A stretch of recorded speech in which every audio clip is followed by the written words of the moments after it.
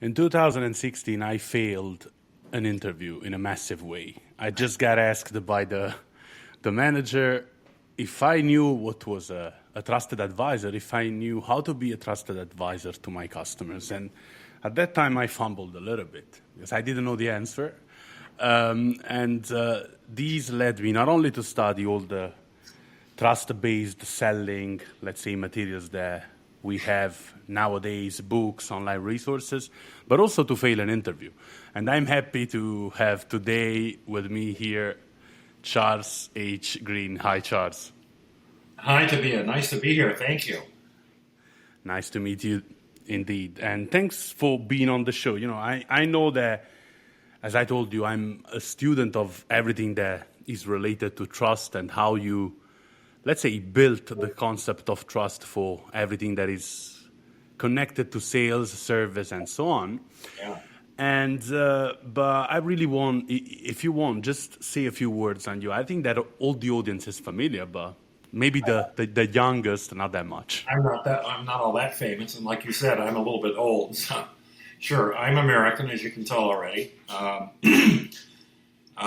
Let's see. I got an undergraduate degree at Columbia in New York in philosophy. I got an MBA from Harvard Business School. I spent 20 years in management consulting. And then I co-authored a book called The Trusted Advisor with two other fellows. And that turned out to be the beginning of my second career. I've written two other books. I founded a small firm called Trusted Advisor Associates. And we work to help clients improve trust in their internal and external relationships. I'm now 90% retired, but obviously still doing fun things like your podcast. Thank you so much. And I just have, the first question I have, Charles, is how did the idea come up? I mean, all of a sudden, you just wrote a book. And you pretty much made the history with that book, and you're still making it today because the concept of trust is coming back. And trust me, in 3-4 years' time, everyone will come back even stronger, even more to your concepts. But please, just tell me how it happened. Well, you're a little more optimistic than me about the future, but thank you. It came up kind of organically. I had spent 20 years in management consulting, like I mentioned. One of my co-authors worked with me for several of those years. We were, both in business school together. And management consulting, when you think about it, it's a perfect case for thinking about issues of trust. It's expensive. It's intangible. So the personal relationships are very, very important. It's not like selling widgets. And, there are a number of factors you can go through, but they all boil down to trust-related things. So my friend Rob and I started talking, and we thought, there's this word out there, trusted advisor. And we talked about it and actually started writing a book, but we didn't have any connections or relationships or agents or publishers. And we ran into David Maister, whom I had known several years before. Maister had written 5 or 6 books. He was kind of the guru of professional services at the time. And he said, interesting, I'm kind of working on the same book. If you guys want to combine forces, as long as you make me lead author, I will solve your book publishing problem. So we took about a nanosecond and said, welcome, lead author. And he picked up the phone and called Simon & Schuster, and we had a book. We were lucky in retrospect. The term trusted advisor already had some currency. You couldn't even copyright it. It was that common. But nobody had, written a book about it. And all 3 of us had consulting experience. And we thought, well, we made 1 million mistakes. Maybe if we write down all those mistakes, it'll save a few other people from making them. And that was the genesis of the book. And it turned out it had applications for much more than just consulting, of course. Absolutely. It's everything. It was and it still is pretty much everywhere. Like service, sales, customer service, customer care, or whatever, even PS, customer success. Yeah. But I have another question for you is, what has selling to do with trust? I'm glad you asked. The 3 books I've written or co-written, my favorite one is the one I wrote by myself called Trust-Based Selling. And I'm fascinated with the topic because, on the face of it, you would think selling, that has nothing to do with trust. It's exactly the opposite. We all, everywhere in the world, developed world, undeveloped world, we all have these negative views of sales because the image that we've developed is, the seller must entice or trick or convince or persuade or something to buy or to do something. Well, nobody likes to be persuaded, convinced, imposed on. So it's a perfect apparent opposition. It's not actually an opposition. The truth is, people prefer to buy whatever they buy from somebody they trust. People do not prefer to buy whatever they buy from someone they don't trust. And I think the whole field of sales has not really understood that. They still think that selling is an oppositional relationship. It's a fight, it's a battle, it's a struggle. You have to get the customer to do what you want them to do. It's completely the opposite of customer-centric. It's all seller-centric. So it's a topic I find is just very fruitful, for saying, why doesn't trust work in selling? And anyway, that's a bit about it. It's a perfect topic for trust. And I think that it was 2005 when you published the book, if I'm not wrong. That's right. And by the way, also for the audience, because I attended the course, there is the certification out there. So the trust-based selling certificate. So it is still a really good program, Charles. But by the way, other than that, it's and coming back to your topic about trust and trust for salespeople and so on, I think that what's going on now is probably even worse than what we see, because now we see people who claim to be trustworthy, claim to be customer-centered, while indeed all their action speak on the other direction. They're all seller-centric. So they say, yeah, you got to be that one. And then, I don't know, they start spamming and calling unsolicitedly to people. And I want to know, just a broad question, how do you see the world of selling now, Charles? Well, I think I'm with you. It is there are cross currents. Yes, in many places the importance of trust is being recognized, but on a daily basis, I'm sure you get this too. I get barraged with invitations on LinkedIn, and it's obvious all they want to do is sell me something. And you get spam emails. It's just the advent of ubiquitous internet and social media, and now with AI. I mean, my God, people are going nuts trying to come up with clever ways to get you to, answer their cold emails. So in many ways, it's much worse. I agree with you.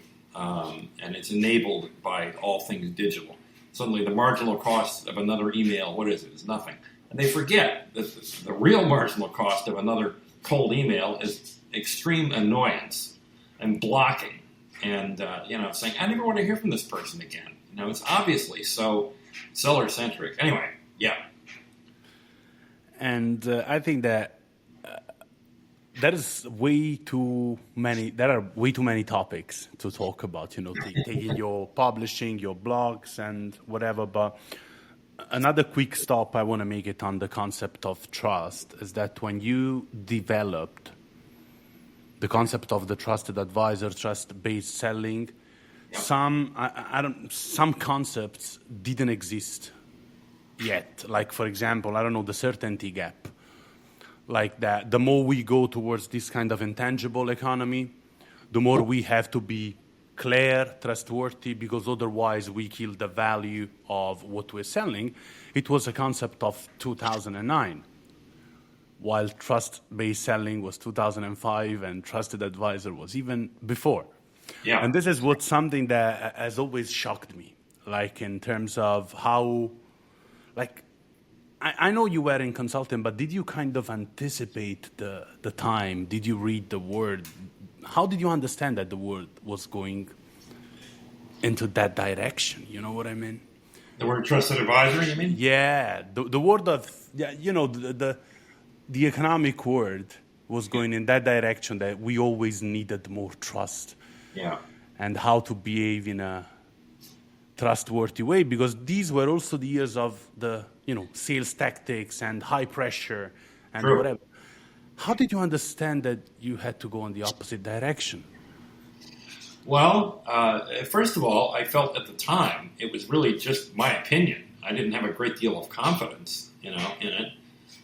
In fact, after I wrote Trust-Based Selling, like you said, in 2005, it was really based on my experience in consulting. And I didn't have a lot of confidence about the applicability to other industries, other approaches. So my first big client was Intel Corporation, which is not intangible, not consulting. That's hardware. That's product. It's even low price point product. It's sort of. And so I was very nervous. And I talked to the head of strategic planning, I think it was, who was my sponsor there. And I shared with him, I said, I'm a little nervous. This is, I don't have experience in semiconductors and that much experience in selling. And he said, oh, don't worry a bit. Everything you say applies to B2B selling. And it turns out he was absolutely right. Because the relationship, it's all the same stuff. So I've since come to recognize it has broader applicability than I had originally thought. It wasn't just me. It was true. It was just like going outside, going on the field and understanding that it worked. Yeah. Makes sense. But as I said before, there is really a lot of stuff. But I recently had a chat with our common friend, David Brock, who was kind of pushing your content. He was still pushing your contents on LinkedIn. He has been an host on the show. Great. I'm a huge David Brock fan.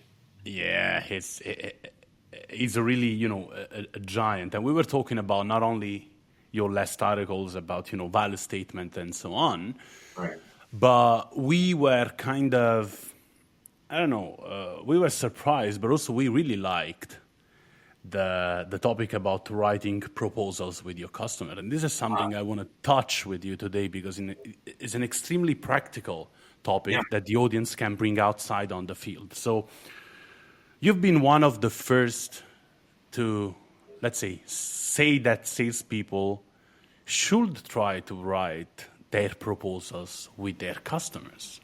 Yeah. And the first question I have for you is, why do you think so? Well, it's a good topic, and let me just say that the idea of writing a proposal with your customer is only one of a number of very practical ideas for putting those thoughts in place. But let's stick with that one. The idea is simply that this is still sort of true. You have some kind of meeting, whether it's virtual or real life, with a client, and you have a discussion. And then you go back to the office and write the proposal and send them the proposal. That's the way things are still pretty much done. But there's a problem with that. When you leave the meeting, things are not done. They're waiting for the proposal to be written. And there's all kinds of, inner dialogue in the client's mind and in your mind. And when you come back with the proposal, you email it to them, you mail it to them, whatever. And it's all suddenly back abstract, impersonal, intangible, and there's all kinds of opportunities for both parties to screw things up, to go in different directions. And there's all kinds of excuses when they come back together. If the client doesn't like anything, they now have a built-in excuse. For example, the price is too high. Or, gee, you guys are really good, but we can't really da-da-da. And they'll blame it on the proposal. They'll point something in the proposal. And what's really going on there is you have lost the personal connection that you maybe had in the first meeting, and you never replaced it with anything except an abstract piece of paper or pixels on a screen page. So the idea is cut through all that stuff. Keep the relationship going. While you're in a meeting with that client, say to them, listen, I know you need a proposal. I get that. We'll write one. But I'll tell you what, instead of taking all the time and the distance and the effort, why don't we write it together? Because that way, in real time, you can share with me what concerns you have. I can address them. We can improve the likelihood that it's going to be relevant with you. I will share all the pricing, all the data, anything you want, so it's in the proposal, and we'll do it together. And you may not accept it. I get that. It's a proposal. Maybe you'll reject it. That's fine. That's understood. But it will be a better proposal because we wrote it together. And by the way, if you want to do that with your other people that are bidding on this, I recommend it. You should write proposals with every consultant that you talk to. Now, you may not want to do that for whatever reasons, but the offer is there. If you'd like to, I'd be happy to sit down and write that together with you right now or next week or whenever you want. And, that's the idea behind that, I think, is that some clients will say, wow, what a great idea. Let's do that. Many of them, most of them will say, well, that's interesting. We've never done that. I'm not sure I'm really comfortable with that, but I appreciate the offer. And they do. They really appreciate the offer, especially if you say you should do that with everybody, not just us. I'm not trying to trick you in anything. Use this technique with everybody.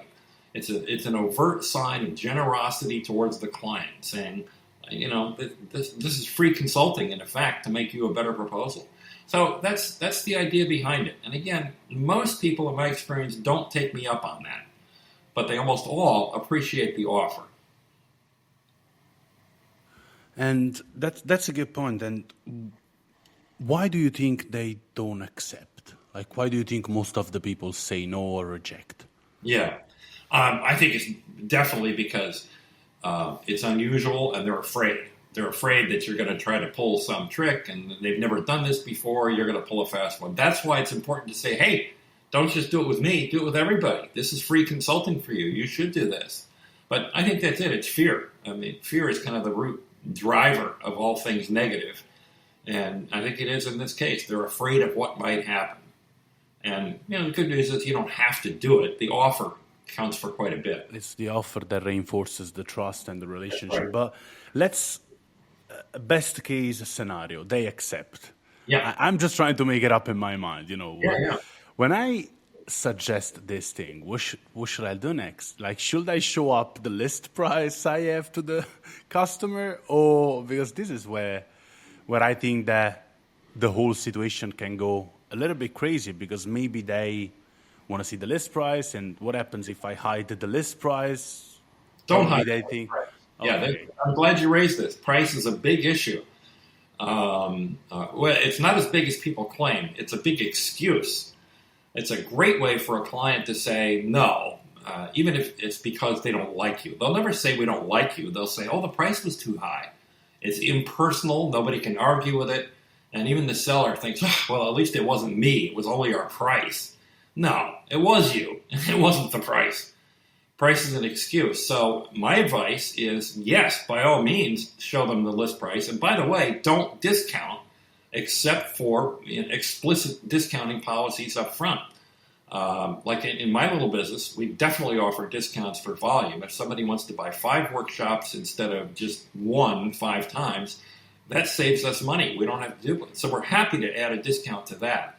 We also chose to give discounts to nonprofits and government organizations, but nothing else. Because, as you pointed out, once you start quibbling about price and list price and how much discount, you're causing a lack of trust. If you give them a discount, you're going to leave them wondering, I wonder if I could have gotten more. Could I have gotten a bigger discount? So they don't trust you when they're thinking that. So instead, our policy says, you know what, we don't discount except for these cases, but the good news is nobody gets a better price than you do. Google doesn't get a better price than you do. Microsoft doesn't get a better price than you do. If I get a call from Jamie Dimon at Chase Bank, he doesn't get a better price than you do. Nobody gets a better price than you do. And that's why we don't discount. So we can say that. I don't want to say it like a tough question, but I got to ask this. Can you do this if you are Charles Green, or can you do this if you are everyone out there selling, I don't know, services, software? Yeah. Because, you are you, and when you show up, you have the history speaks for yourself. But let's say that another guy who's selling SaaS software or whatever goes out there and wants to do the same thing. How do you think it will be perceived? Well, first of all, if you run your own business, if you're in charge of the pricing decisions, if you can make that decision yourself, then definitely it works in all kinds of businesses. If you can't, if it's not your decision or you have to fight with people upstairs to get that policy accepted, well, that can be difficult. But it's not difficult with the customer.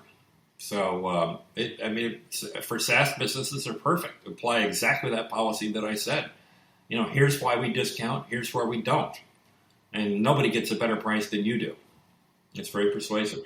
I think that this also opens up another, let's say, a space for discussion, especially in SaaS business. I work in SaaS, and most of the time we can create our own rules. Yeah. As you said, we can kind of manage our list price. We know where we can go, where we cannot go. We know who do we have to talk to, but we can also create our own rules of engagement. Like, discount based on volume and that's it, and without applying different criteria according to that customer or that other customer, but trying to be fair. Now, the only problem there is possible. if you have multiple people selling in a given organization and some of them choose that policy and some of them don't, then you still have the problem. Because the client will say, well, wait a minute, your friend the other day said we could get a discount. Why are you telling me you can't? So it does have to be a consistent policy within an organization. If you run the organization, fine, problem solved. If not, you have a political problem internally to get there.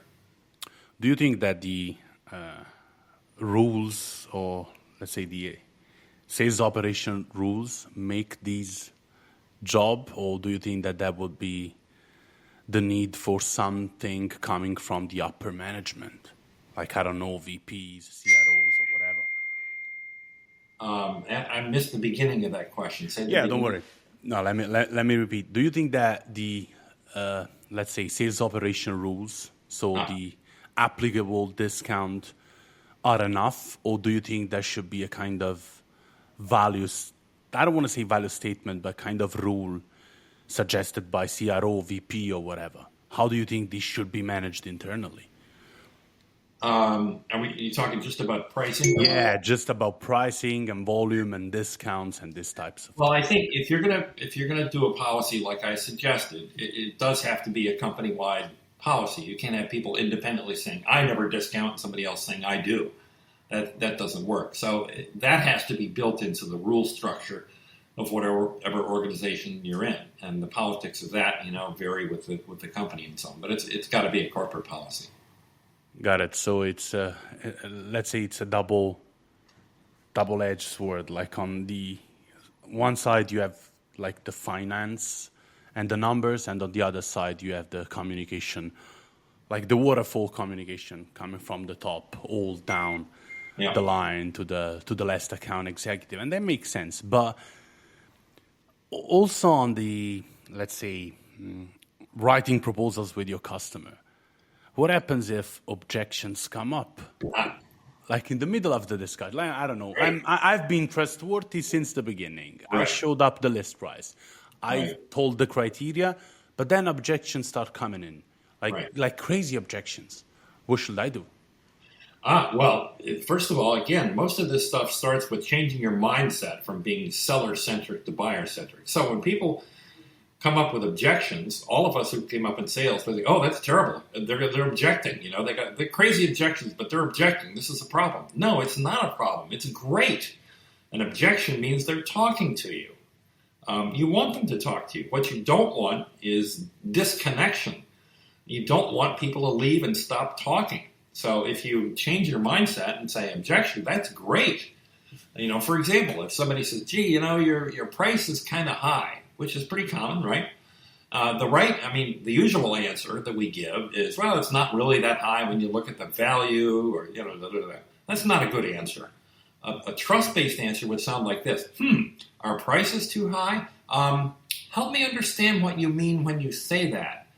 Because in my experience, I've heard that a few times, and sometimes people mean it's more than they expected, and that can be a problem. Sometimes when they say the price is too high, they mean it's higher than their budget. Well, that's definitely a problem, Sometimes they mean, I got a competitive quote down the street for 30% less. What's going on? Well, that's, definitely an issue. And there's some people who just bargain all the time. They never take the first quote. They want to bargain and bargain and bargain. So different people mean different things when they say your price is too high. Help me understand what you mean by that. Maybe we can solve it, maybe we can't, but we'll talk about it together, and I'll be the first to tell you if we can fix it or not, or you'll know, of course, at the same time. So help me understand what you mean when you say your price is too high. That's a good answer because it accepts the objection as a reasonable dialogue from the other person. It takes them seriously. Instead of trying to push back, it says, well, let's talk about that and really understand what that means for you.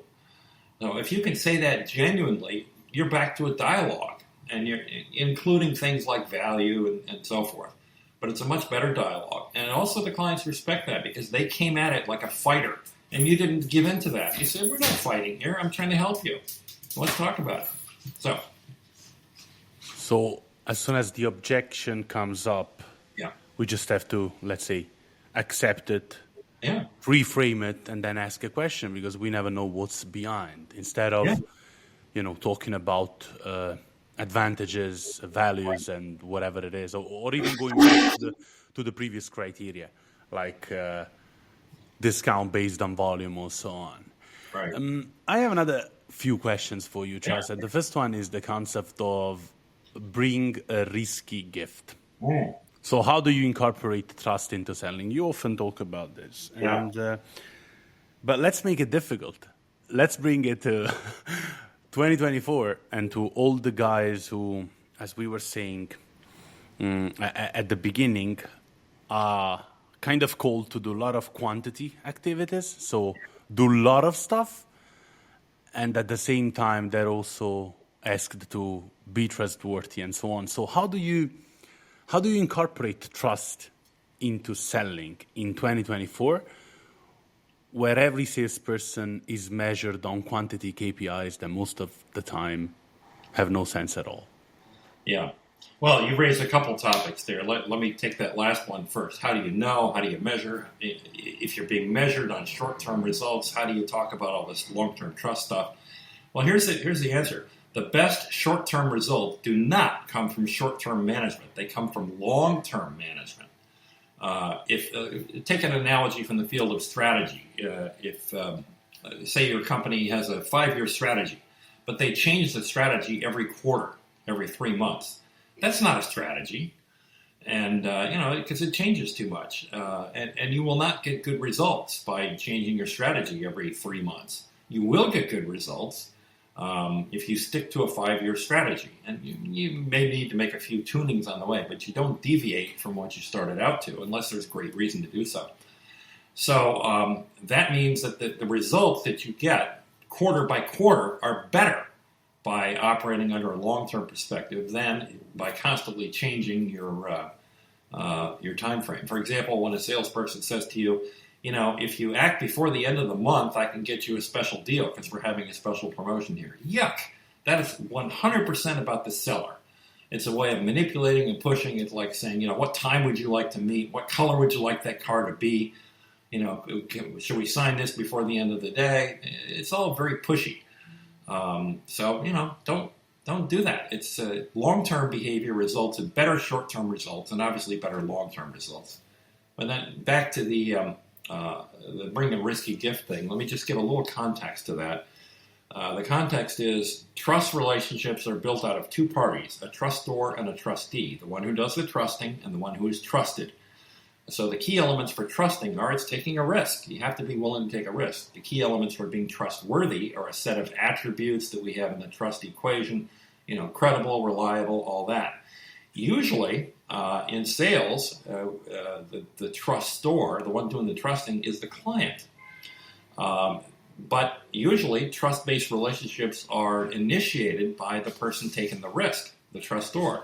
Well, if you want to be dependent on the client to initiate risk-taking, you're going to wait a long time. Like the saying in sales is, aggressively waiting for the phone to ring. Not a good strategy. So what we need to do is figure out ways to take a risk ourselves at the beginning. So we take the first risk. We're in charge of driving the trust process. And that's where this idea of bringing a risky gift comes in. Let me give the metaphor first.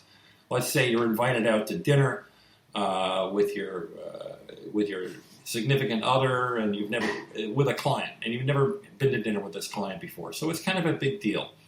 And on the way over to their house, you think, well, we should get a bottle of wine. That's the right thing to do. So you go and pick up a bottle of wine. Well, yes, that is the right social thing to do. In fact, it's so obvious you don't even get credit for it. You bring the bottle of wine and say, oh, thank you, that's very kind. However, what if you said, gee, I think they went to Italy last summer on vacation. What if we get them a nice bottle of Barolo and tie it up with a ribbon the colors of the Italian flag? Wouldn't that be great? That shows some thought that you put into it. Now, it's risky because you don't know. Maybe they're alcoholics. Maybe they don't drink at all. Or maybe you got it wrong and they went to Spain, not Italy. But the thing is, if you take the risk and go, even if you're wrong, ask yourself, how bad would that turn out? First of all, if they're alcoholic, this has happened before. They're used to it. And they'll say, oh, thank you so much. We don't drink, but we'll save that for our next guests who do. Or maybe we can open it for you. Thank you. Or if it was Spain they went to instead of Italy, they don't mind. Spain, Italy. What about? Have you ever been to Spain? It's an opportunity for a dialogue, right? So you're taking a risk, and the purpose is to kick off that trust relationship. Now, that was the metaphor. How do you do that in life? You take a risk early on in a conversation, in a proposal. And you say, listen, I'm not sure about this. I don't have the background that you do, but it occurs to me that maybe this is what's going on. Is that true or not? So you're inviting them into a dialogue, and you're admitting up front, I could be wrong about this. I don't have all the data. But what that says to a client is, good. They're not sitting here trying to be bulletproof. They're willing to reach out of their comfort zone and share a hypothesis with me. They're willing to take a risk. That's nice. I trust these guys. I like that. So that's one of many ways to translate risk-taking into the early stages so we can help drive the trust process rather than being passively dependent and just being trustworthy and saying, look at me, I'm so trustworthy. Who cares? It's like basically coming in, one of the ways is coming in with an information, an insight, an hypothesis, right? Showing that you've done your homework. And, right. And by the way, it's key that the hypothesis could be wrong. It can't be a guaranteed, a trick question, where the purpose is to show how smart you are. No, it has to be possibly wrong. That was my follow-up question, because I wanted to know from you if, based on your experience, it's better when the hypothesis is right or wrong. Well, interestingly enough, we all think it would be better when the hypothesis is right, but think this through. Let's say you say to the client, I've been looking at your business, and of course you know more than I do. I don't have all the data, but it occurs to me, I see this going on. I think X may be a big problem for you. Is that right? And some clients will say, X is a huge problem. Yes, anything you have to say about that, we're interested. Well, that's good, but here's what's better. When the client says X, everybody thinks X is the problem. No, it's Y. In which case you say, oh my God, the minute you said that, I realized how right you are. Wow, tell me more about why. And of course, they'll be glad to tell you about why. And now you've got them talking and explaining stuff to you. You're humble, you're gaining from their experience. So it's better, actually, sometimes if your hypothesis is wrong. So to summarize and to, give a little bit of a summary to the young guys, girls listening to the episode. So work to be trustworthy. Don't work solely on volume, even if sometimes it's important. Try to reinforce your trust, at least leading with an hypothesis or an insight. And just another small thing to add here, insights are not signals. So it doesn't mean that if a person, came to your website, that one is a signal. Absolutely not. So do your homework. Write your hypothesis, study the business, come in with an insight, and someone will be more than happy to open up and, let's say, speak with you. That's what I don't. And it's crazy that this thing worked in 40 years ago, and still working nowadays. And we have this concept that everyone is changing, naming. Yeah. Now we change naming convention, and that's the same thing. We're still human beings. We're the products of millions of years of evolution. And the idea that somehow human nature has changed in the last 20 years is ridiculous. We're still people. We operate like people. Absolutely. And this is something that, shocks me when I talk about social media. Social media started putting us together. Then we figured out that they were separating us. And then we are moving towards a way where social media put us together again. So probably we are not that made to stay far from each other. Talking about trust, Charles, I have one last question for you, because when you, some people out there believe that trust is something like a fuzzy word, something that is not tangible. Some others believe is extremely rational. I want to know from you, that's like an important question, because I also have to integrate it in my homework. Kind of rational and the emotional parts of trust. Right. That's the first question. Then I have another one, but let's start with this one. Well, I think you're right. Trust has both elements, both rational and emotional. And most people who've studied it, they have different models, but they all have some element of both of those things. In our little model of trustworthiness, for example, credibility and reliability, those are the rational components. You can measure them, you can track them, you can put metrics on them. The other two components in our trust equation are intimacy and low self-orientation. Those are very, very emotional. And, trust is a little bit of both. You can't succeed just by being credible. If people don't, if they think you're in it for yourself, if they think you're a cold fish, they're not going to trust you, no matter how smart you are. And vice versa. If you're dripping with empathy and a great friend, but you don't know anything, that's not going to work either. So you have to have a little bit of both. And the question is, how do you combine both of them? Because I assume that there are only a few people who can combine both sides. No, not at all. Is this an effort? Should we do something, or does it come naturally after a while? Yes, both. I think we can all get better at it. None of us are born perfect with it. If we go back to that example of the risky gift, when you walk into a meeting and you say, look, here's a hypothesis, I could be wrong. You're doing both things. You're saying, I have thought about it. I'm a good thinker. Here's some data. I've studied it, and here's the product of my mind. I'll share it with you. Here's some good thinking. So that's the rational side. The emotional side is you're taking a risk. And you're saying to them, I'm willing to put out here that I could possibly be wrong. So that action is working on both levels. And that's usually how it works. We can get better at both. So it's basically identify them and try to, build a map and be careful to cover all four topics in our, let's say all four elements in our interactions. Because otherwise, if we miss something, we might come as less trustworthy. This is what I try to do. So I try to, when I have to give a message to a client or to go there and whatever, I write both rational and emotional part of trust. And I try to figure out, okay, does this topic covers, how can I cover all the four elements of trust within this topic? This is what I do. I try to make an exercise in this situation. I don't know if it's what a student is supposed to do, but it works for me. Hey, if it works for you, it works for you. That's fine. It strikes me as a little bit analytical, but if it works, fine. I think a good guidepost for people who are worried about, do I really know how to analyze it? Can I do that? Here's an easier way to do it. Be curious all the time. Always be curious. ABC, always be curious. Because if you're constantly focused on and you're asking yourself, what are they thinking? What are they feeling? What's going on here? Asking them questions, thinking about, what's going on with them, being curious, that means you are always focused on the other person, not on yourself. That's critical.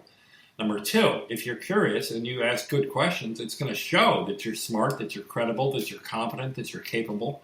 It's going to demonstrate that by asking good questions. And it goes on from there. You learn more from asking good questions, and you end up covering a lot of both the rational and the emotional components if you're curious. If you ask yourself, how are they feeling? Why are they looking? Why are they sitting back? Why are they not smiling? Well, time for some of the emotional components. Maybe ask them, I notice you're not smiling. You look a little uncomfortable. Tell me about that. What's going on? If you're willing to have those kinds of interactions, you'll get there without too much analytics. I want to come back on, before my last questions, on like a sentence you said at the beginning of this podcast. When I told you we will come back stronger to your topics, and you replied, maybe that I see things in a lighter way compared to you.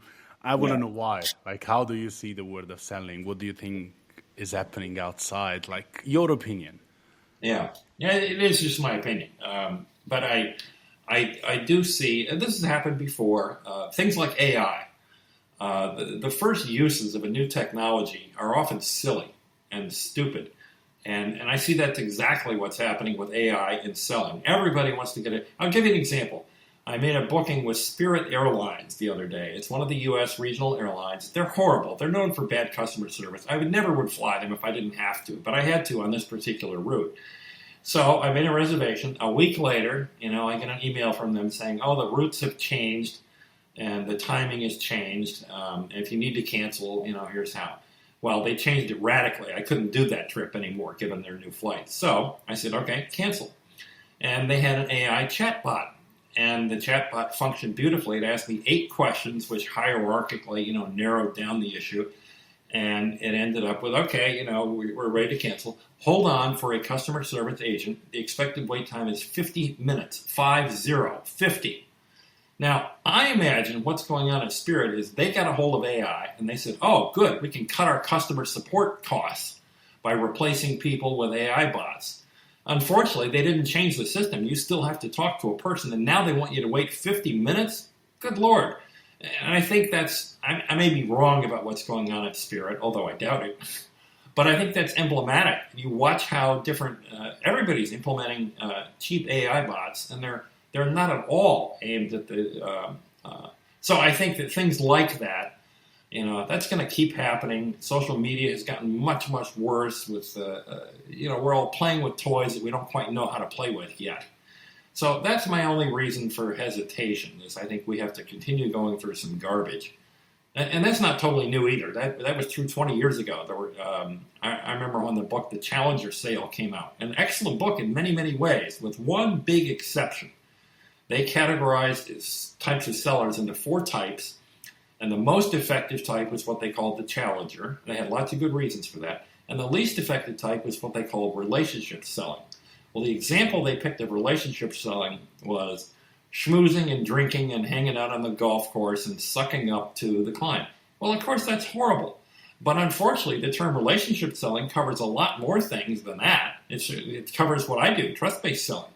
And I was offended that they would choose that example to represent a whole category. So I think the temptation in sales is to quantify everything. It's true in general, business in general. You've heard the phrase, if you can't measure it, you can't manage it. It's ridiculous. Of course you can. There are many ways to measure without managing. You don't need it. But we all get sucked in by quantitatives, by economics, by behavioral data, by metrics. It's just not necessary. So I'm a little bit skeptical, but hopefully the forces of good will win out. Let's say that the forces of good is people just saying stop. You know what I mean? It's like talking about the Challenger sale. I also had Brent Adamson, Matt Dixon on the show, and one of my questions was that one. Like one of my questions was like, we understand the concept, but why did you break it down in that way? Because I mean, it's like in the long run, relationships, like relationship in general, like it's something in human nature. Why do you categorize right, like certain behaviors as bad or whatever? Yeah, and that was like basically the way in which they marketed the book. But it's still a powerful book, by the way. Yeah, it is. It is. Charles, thank you for these answers. Just one last question for me. I know you're 90% retired. Yeah. And the question is, what are you doing in the other than this podcast? What are you doing in the other 9% of your time? Are you still on engagements? Are you writing something else? I know you're writing on the blog, but are you prepping something? Let me put it in this No, I'm not. I do have one anchor client that I continue to do work for. I have occasional one-off small client jobs that I do, and I love doing podcasts like this. The rest of my time, I'm playing golf, or going to doctor's appointments. I'm getting old.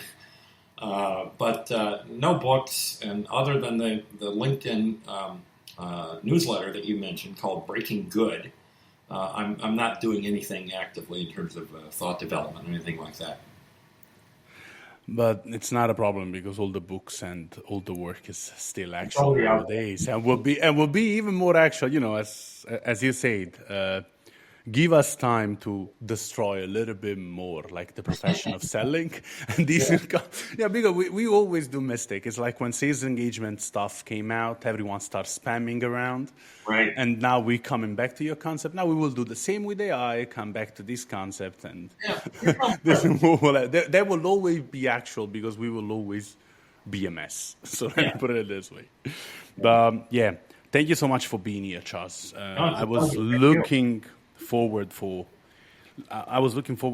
this conversation. I think that we covered pretty much everything I had in mind. I don't know if you want to say something else to the audience, like a big claim, a big statement. Be trustworthy. No, I'll make it a little one. Just thinking about how people interact around selling. I think of it as a 3-piece sandwich. 2 pieces of bread with the meat in the middle. Turkey, beef, whatever. The bread, the 2 pieces of bread are how you get in the door. And you get in the door through rational qualifications. Look at all my track record. Look at all my credentials. Look at all my client list. Oh, yes, this person, we need to talk to them. That's one piece of bread. The other piece of bread is after you get the sale. And it's how people explain and rationalize the fact that they bought from you. That is also done very rationally. Why did you buy from these people? Oh, because they're smart. They have a great client list, a great track record. That's not why they bought from you. The meat in the middle is the decision to buy. And that one is not rational. It's heavily emotional. So, people don't know. I would argue nobody spends $100,000 on a value proposition. Nope, that's a lot of money. Or $1 million, And they only spend that kind of money if they have an inner feeling that says, yeah, I think these guys are going to be okay. I think we can work with them. They can help us. We can help them. I think this is going to work out. Okay, now let's rationalize it. We chose these people because da-da-da-da-da. No, you didn't. But you can't say that internally. Oh, we bought them because we kind of like them. Nobody's going to say that. But the truth is, the decision itself is somewhat non-rational. And I'll leave it at that. And thank you so much for this last advice, Charles. And I will knock out at your door in the next month for maybe another episode as soon as I have another list of questions. Thank you for everything, Charles. Thank you so much. A pleasure. Bye.